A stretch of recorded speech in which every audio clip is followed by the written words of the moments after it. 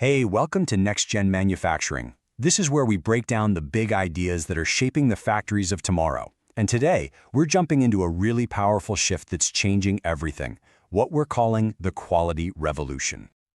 So to kick things off, let me ask you a question.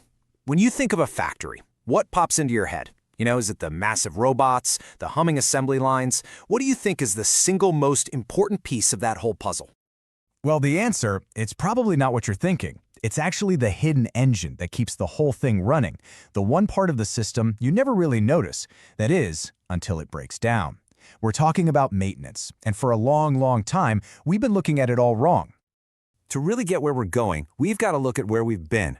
For decades, maintenance was just the repair crew. They were a cost center, the people you called only after something was already broken. And let's be honest, it was an easy way to manage things. Counting repairs is simple, but it's way harder to measure the breakdowns that never even happened. And this quote just nails the old model perfectly. Think about it. Maintenance teams as firefighters.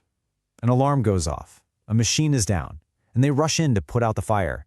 It's pure chaos, it's stressful, and it is incredibly inefficient. You are always reacting, and you're never actually in control. So, what's the alternative to all that chaos? Well, it's a complete paradigm shift. It's about fundamentally changing the mission of the entire maintenance department, moving away from just fixing things and towards guaranteeing quality. Now this is where it gets really interesting, because it totally reframes the relationship. Maintenance is no longer just some separate team. It's a service provider. And its number one client? The production line itself. And its product isn't just a repaired machine. No, its product is guaranteed uptime, the capacity to make great stuff on time every single time. Okay, so having a new mission is great, but how do you actually pull it off? It's simple. You can't control what you can't see. So the very first step is to map out the entire maintenance machine to make all of its moving parts visible for the first time. Basically, every single maintenance activity you can think of falls into one of these three buckets. You've got your major processes, that's the hands-on, frontline work. Then you have the support processes, the backbone, things like managing parts and training. And, maybe most important, is continuous improvement. This is the brain of the whole operation, always analyzing, finding root causes, and fiabilization, which is just a fancy way of saying making the equipment more and more reliable over time. And this is the key idea right here.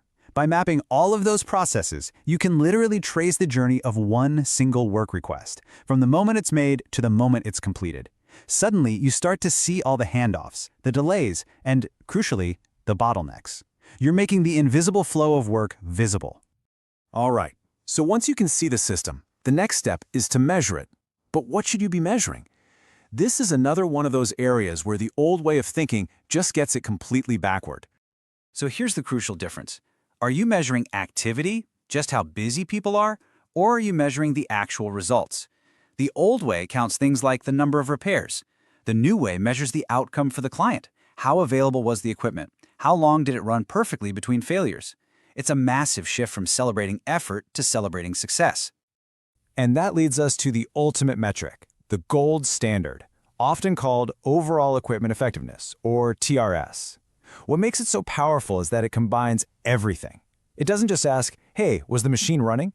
It asks, was the machine running at full speed? And was it producing perfect quality parts? It is the one true measure of productive time.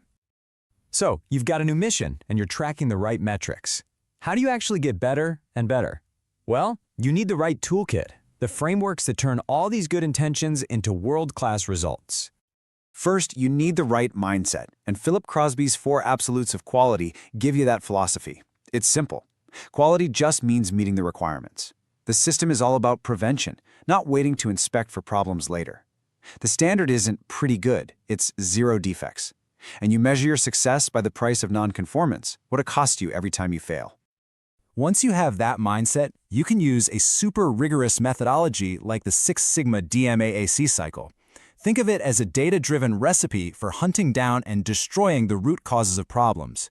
You define the problem, you measure it, you analyze it, you improve it, and then you control the process to make sure that problem never, ever comes back. So, does all this actually work? Oh yeah.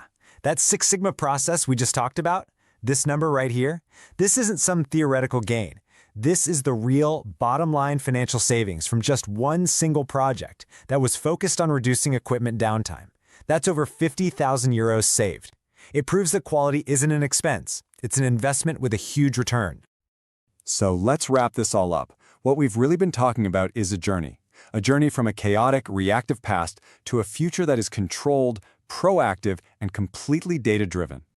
And this transition from that reactive chaos to proactive excellence, this is the very foundation of what we mean by next-gen manufacturing. It isn't just about getting better at maintenance. It's about building a factory that is fundamentally more reliable, more efficient, and produces higher quality from the ground up.